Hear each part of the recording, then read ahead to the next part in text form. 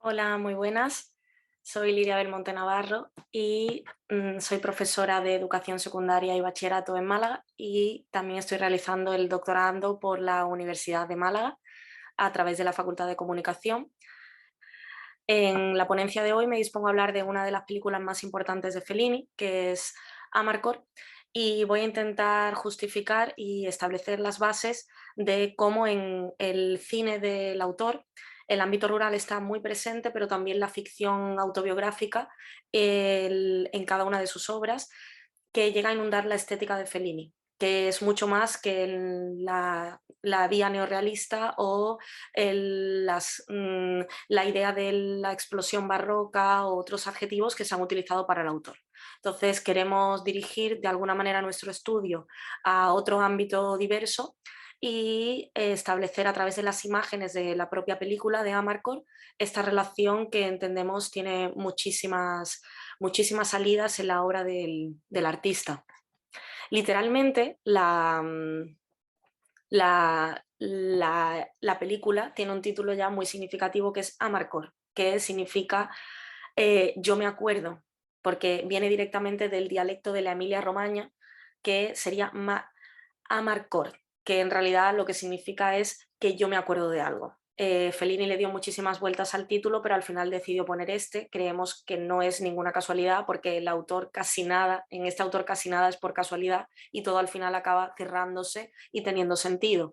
Y nos va a dar una idea de lo que va a ser esta película. Pasar otra vez por vivencias del autor, pero siempre aplicadas al ámbito de lo ficticio o por supuesto, de la mentira, como el propio Fellini ha afirmado en muchísimas ocasiones. Bueno, decir que la obra sí que estuvo reconocida, en muchas ocasiones fue bastante nombrada, incluso llegó a ganar el Oscar en el año 1974. La ponencia, por supuesto, vamos a tratar claramente de justificar cómo la película tiene referencias autobiográficas de forma directa e indirecta.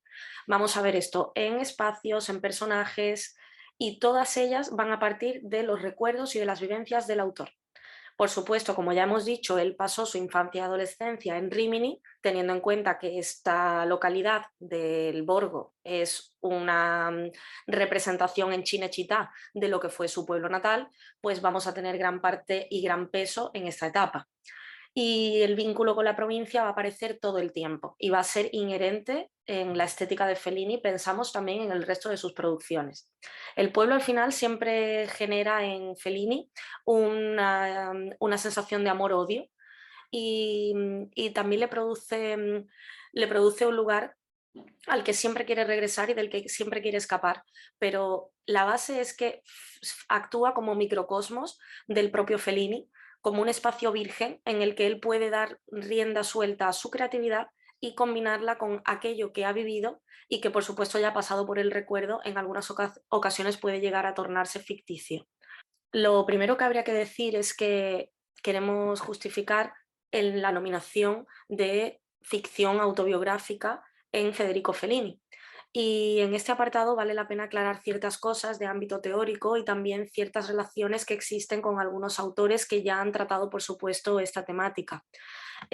¿Por qué Amarcord es una ficción autobiográfica? Bien, vale la pena aclarar que esta nominación es la más adecuada cuando se trata de Fellini, y que nos estamos manejando en el yo del audiovisual, pero debemos atender siempre a ideas que han sido postuladas por autores como Leyen al respecto y que han aplicado en el ámbito de la literatura sobre el autorreferencial. Este y otros autores ya comprendieron en su momento que existían tres líneas para acercarnos a las obras de este ámbito. Una es la línea autobiográfica, otra es la de autoficción y finalmente la de la ficción autobiográfica. Lo primero, ¿por qué no es una autobiografía? Pues Fellini no separa sus experiencias de la ficcionalidad.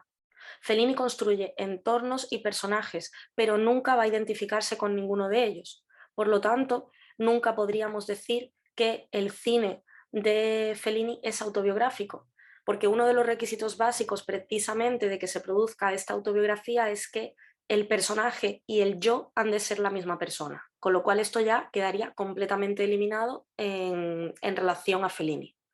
En segundo lugar, podríamos decir que entonces tenemos la autoficción. ¿Por qué no es una autoficción lo que hace Federico Fellini? Bueno, autores como Agustín Gómez, que nos sirve también de gran referente, señala la autoficción como una obra del yo en la que el autor es el protagonista y coge un formato de ficción. Por lo tanto, si esta es la definición, no nos parece adecuado tampoco acomodar aquí la obra de Fellini, porque aunque la narrativa parte de una experiencia personal del cineasta, esta no tiene por qué ser autorreferencial en todo caso. Por lo tanto, también la autoficción no sería la nominación adecuada. Así que creemos que finalmente lo que más se acopla a nuestro artista en este caso sería la ficción autobiográfica. De nuevo, de forma muy resumida, y tras los estudios de diversos autores, volvemos a hablar de Agustín Gómez porque nos da finalmente una definición muy certera, que es que, basándonos en sus propias ideas, nos dice que el campo de la ficción autobiográfica nos permite una construcción muchísimo más libre, porque está próxima a la autoficción, pero no lo es plenamente. Y además se aleja de la autobiografía. Y precisamente en ese alejarse, ya lo que está importando es el lenguaje del creador per se. Ahora queremos pasar al segundo punto, después de esta justificación algo más teórica, y decir que Rimini es un microcosmos memorialístico. Ya hablamos de Rimini porque entendemos que el Borgo, que es el que sale tratado en Amarcord, es una localidad ficticia de Cinecittà, pero que por supuesto está absolutamente basada en el pueblo natal del artista. Y en este sentido, la película va a ir guiando al espectador a través de diversos episodios. ¿Cómo va a crear ese microcosmo? Pues muchos autores, como Sánchez Vidal, han acertado muy bien diciendo que hace como pequeñas escenas, como si fuera un ritornello. Es decir, en cada una de ellas todo es una conclusión o todo es un camino, un viaje hacia los recuerdos del propio Fellini, hacia cómo interpreta su propia infancia, cómo desmenuza las relaciones familiares, etc. Precisamente es el acto creador que está cargado de estas ficciones en el que podemos ver más claro al propio Fellini. Él, como bien estoy expresando en esta diapositiva, habló muchísimo en sendas entrevistas y siempre nos aporta mucha luz. Y en este caso, simplemente detenerme un momento porque creo que se puede ver muy claro la idea que compartimos en sus propias palabras. Como dice Fellini, si mi sistema es de expresión artesanal y necesita arrancar como narración, como arranque de investigación, de la creación de un mundo, puedo afirmar que no se trata de una invención abstracta, es la representación de mi propia experiencia, de mis recuerdos, mis desprecios, mis esperanzas. En definitiva, aquí vuelve a darnos la clave de que donde mejor está marcado es en esta ficción autobiográfica. Y muchos autores también, como Colón Perales, nos han hablado de que la memoria es ampliamente tratada en Fellini y que incluso podemos hablar de tres vías. Por una parte, Fellini tiene una memoria que trata en su obra para reconciliarse con sus recuerdos, es decir, para estar a bien con su pasado y superarlo de alguna manera. Por otra parte, también la memoria le sirve para alcanzar la propia salvación, es decir, voy a rescatar del olvido todas mis vivencias y las voy a elevar a categoría de maravilloso, porque cuando las traslado al cine he creado algo más bello de lo que incluso eran en el sentido más amplio de la palabra. Y finalmente, una memoria como liquidación. Fellini muchas veces nos quiere contar cosas porque él quiere destruir su pasado.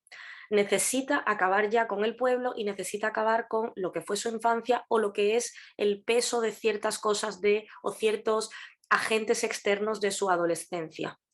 Esta memoria como liquidación en el fondo es una eterna paradoja, porque Fellini siente todo el tiempo que para evolucionar tiene que matar al pasado, pero a la vez siempre está volviendo a él, porque precisamente ese pasado es el que hace que sea Fellini. Como él mismo decía, llegará un momento en el que cuando se enfrenta a las películas se enfrenta como si fueran enfermedades, las quiere eliminar y erradicar, pero él también creo que es consciente y sabe, al hilo de todo lo que cuenta en las entrevistas, que al final el pasado lo conforma y que él no se va a poder librar nunca del mismo. Lo primero que tenemos es que decir que en las imágenes que vemos aparece la familia. La familia es uno de los ejes o los agentes externos que más afectan a Federico Fellini en su memoria, para bien y para mal. ¿Y cómo presenta Federico Fellini a la familia? Siempre es una representación absoluta de un mundo neurótico, un mundo en el que todos los personajes son arquetipos.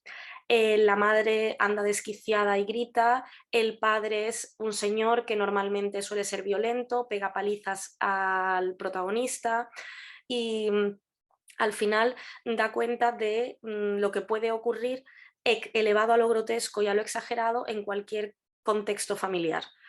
Fellini es experto en esto porque sabe crear un lenguaje que, de ser muy particular y muy propio, al final consigue extrapolarlo a lo universal. Y además siempre hace que el espectador conecte e incluso sienta ternura porque puede verse identificado en esa familia o en esos dramas que en alguna ocasión él también o ella han vivido, ¿no? Entonces, es curioso con esta película, cuando trata esta neurosis familiar, lo va a hacer a través de las comidas batalla. En la figura 1 y figura 2 puede verse como uno de los momentos álgidos del film y que nos presenta a cada uno de los arquetipos familiares, es en el momento en el que se sientan a comer. Las actitudes, además, son bastante grotescas, como puede verse en estas figuras. El padre hace gestos muy exagerados, la madre incluso pone los ojos en blanco, hay expresiones muy teatrales. Todo ello llega a un nivel de exageración cómica y ridícula que, por supuesto, Fellini busca para que sintamos eh, esa, mm, esa decadencia familiar que muchas veces se puede vivir en un contexto cerrado de una casa o de una familia tradicional, en este caso de una familia tradicional italiana en los años 30. Pero es interesante que después de todo, al igual que Fellini siempre vuelve al pueblo, también Fellini en Amarcord se desquita de ciertos momentos que, bajo nuestra opinión, suponen una visión distinta de su pasado, algo más dramática, si se quiere, sobre todo con la relación de su familia con el fascismo. Nunca en otra película Fellini trata el fascismo de una manera tan dramática como en esta, porque en ella realmente hay un recuerdo del autor. Podemos ver en estas imágenes, en estas figuras, que su padre en un momento del film es tomado o cogido por los fascistas porque parece que puede ser acusado de estar en un bando peligroso, de ser alguien que no era demasiado fiable para, los, para el dictador. Entonces, lo que Fellini retrata es a un padre asustado, un momento dramático, un momento en el que el fascismo se vuelve muy violento y que nos crea una sensación de desasosiego. Y esto es algo extraño porque normalmente Fellini en sus obras, e incluso en esta, como luego veremos, suele tratar el fascismo desde un punto de vista absurdo para que nos riamos de él y para que acabemos comprobando lo inútil que en el fondo resulta y lo trasnochado que ya, que ya suena, lo absurdo, el límite de lo absurdo, podríamos decir. Pues bueno, ¿por qué creemos y afirmamos que aquí claramente podemos hablar de esta ficción autobiográfica? Porque hace referencia a una vivencia que el propio Fellini tuvo y que en realidad nunca pudo llegar a vivir y que tampoco pudo hablar abiertamente con su familia. En sus propias palabras, Fellini declaró que en su familia en aquella época se sumaron a la religión los rostros de los fascistas. Alguno creo que había pegado a mi padre. Yo sospechaba de algunos mal encarados que estaban en el bar con la camisa negra. Mi padre siempre me silenciaba el asunto. Cuando la conversación recaía en torno a ciertos argumentos, intercambiaba miradas de complicidad con mi madre para que yo ya no participase. Estas declaraciones de Fellini nos hablan de un recuerdo en su infancia en el que parece que su padre pudo estar ligado a un momento dramático con los fascistas, pero que jamás llegaron a contarle, aunque él presentía que así había sido. En Amarcord se desquita, porque va a crear un ámbito ficcional en el que de su propio recuerdo consigue construir toda esta imagen, como al padre de Tita lo van a coger, lo van a interrogar, lo van a maltratar y va a llegar asustado a casa. De alguna manera, al final, el mundo inventado es un mundo más real en Fellini que incluso el vivido. Por supuesto, no solamente el ámbito de la familia importa en esta película, sino también el descubrimiento del sexo. Él ya cuenta en muchas de sus declaraciones que los arquetipos femeninos que él luego tiene en sus películas van a aparecer en su Rimini y en la que él recuerda. La figura uno, de hecho, es la Gradisca, la 2 es la Volpina, y bueno, la Gradisca era un personaje identificado con una mujer muy bella que había en su pueblo, de la que todos estaban enamorados, era la típica mujer o el arquetipo de la bella italiana con la que todos querían casarse. Muy al contrario, la figura 2 hablamos de la Volpina, que era la prostituta del pueblo, que además estaba loca y que era sabido por todos que al final había tenido encuentros con la mayoría de los adolescentes de allí. Y esto es algo que Fellini guarda en su memoria, de lo que habló en múltiples entrevistas y que aquí en esta obra, por supuesto, ejemplifica maravillosamente. Estos dos arquetipos femeninos no van a ser los únicos, pero sí van a ser muy importantes para lo que luego incluso él realizará en su cine. Toda la sexualidad está tratada en una clave muy cómica y a veces muy grotesca, y todas las escenas están tamizadas bajo este halo de la memoria, como decimos, que a veces hace que las imágenes se vuelvan hasta hipertrofiadas, como ahora vamos a ver en los comentarios que haremos en las siguientes diapositivas. Precisamente las imágenes que vemos nos hablan de ello. Comentémoslas para que nos quede más claro. La figura 5 aparece Tita, que es el personaje principal, el que identificamos a veces con Federico Fellini, con la estanquera del pueblo. Y bueno, él va a buscarla, va a comprar, pero en el fondo quiere algo más. La estanquera, que es una mujer que sabe que esto va a ocurrir, le da pie a ese niño adolescente que todavía no tiene ni idea de nada a que pueda intentar entablar alguna relación con ella.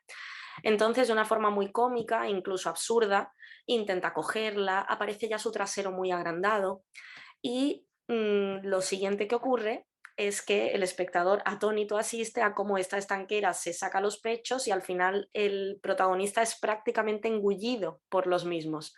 Aquí hablamos claramente de esta hipertrofia visual, es decir, los miembros del cuerpo femenino sexualizados al máximo son más grandes en la pantalla en estos momentos, porque así también Fellini, cuando era un adolescente, lo sintió. Hay otro elemento fundamental que no podemos olvidar, que es el colegio. El colegio va a ser otra de las vías en, enmarcada ya en el ámbito social, la educación, la iglesia y el fascismo. Bueno, pues el colegio, como no, va a tener una presentación de arquetipos súper mediocres y muy cómicos. Es decir, en la figura 1 ya vemos cómo nos presenta un colegio en el que, para Fellini, como decía, siempre en colegios católicos, la educación no tenía ningún sentido, o al menos no lo que buscaban en general, las clases eran aburridas, normalmente estaban impregnadas de ideas, por supuesto, fascistas, y todos los profesores y profesoras se presentan casi como pobres diablos que no saben muy bien dónde están y que al final lo único que provocan es risa entre alumnos, como vemos en la figura 2, que o bien se están durmiendo o bien están haciendo de las suyas. Este contexto también está muy ligado a la iglesia, no se puede separar, porque el colegio y la iglesia eran uno. De hecho, muchos de sus profesores pertenecían al ámbito eclesiástico, como bien declaró Fellini. Pero él siempre cuenta a partir de sus entrevistas, en las experiencias vividas, que sobre todo la culpa y la carga que implicaba la Iglesia Católica era bastante cercenadora en el ámbito de la creatividad e incluso del poder desarrollarse como propio adolescente, o de los deseos y pasiones que podían ser normales, no impuras, pero que se convertían en un verdadero drama, sobre todo en el momento en el que tenías que ir a confesarte, en el que tenías que contar si te habías masturbado o no, en el que tenías que contar alguna experiencia sexual que hubieses tenido, y que todo, por supuesto, ligado a la idea de la vergüenza, la culpa, etcétera, con ese cura que siempre te preguntaba de una forma inquisidora qué había ocurrido, por qué lo habías hecho y la penitencia que se te imponía. Pues Fellini también retrata esto en Amarcord. Por lo tanto, volvemos a ver aquí esa ficción autobiográfica establecida. Las escenas son bastante cómicas, aparece siempre el cura como alguien absolutamente ajeno a la realidad, ridiculizado por completo, y la figura de los protagonistas adolescentes como pobres bobos que tampoco se enteran absolutamente de nada y que simplemente por inercia realizan ciertas cosas como rezar el Padre Nuestro para que se le perdonen los pecados. Y bueno, la figura 5 aún podemos ver ese halo dramático que Fellini todavía sigue explotando en Amarcord cuando llegan los fascistas en un momento dado a este pueblo ficticio y aunque hay una sensación de algarabía y de alegría, hay un humo negro que los está envolviendo. De hecho, cuando los fascistas van avanzando, todo ese humo negro es un halo que los envuelve y que no los suelta. De alguna forma, también así Fellini está expresando la opinión directamente con un recurso plenamente estilístico que queda muy claro. Y luego el resto de escenas, como la figura 6, todo ya es una pantomima absurda y una farsa brutal, como los niños que están haciendo ejercicio con las armas para que los fascistas lo vean. En otro momento salen las niñas haciendo ejercicios propios de lo femenino, como esa separación entre el género, en fin.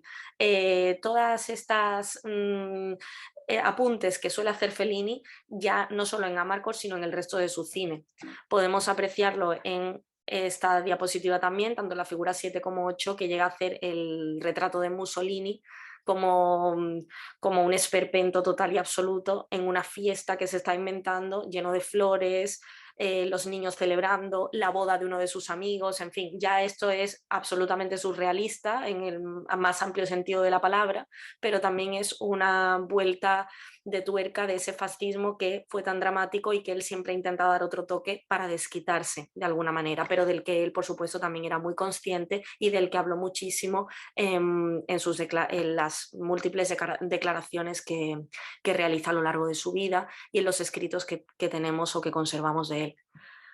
Y con todo esto que hemos dicho, pues de alguna manera queremos concluir ya diciendo que este estudio de algunas partes de Amarcord nos conducen de nuevo a esta idea de que Fellini, por supuesto, es ficción autobiográfica absolutamente y que toda su producción en realidad sigue esta línea, pero que en esta obra se aprecia claramente como hemos podido analizar.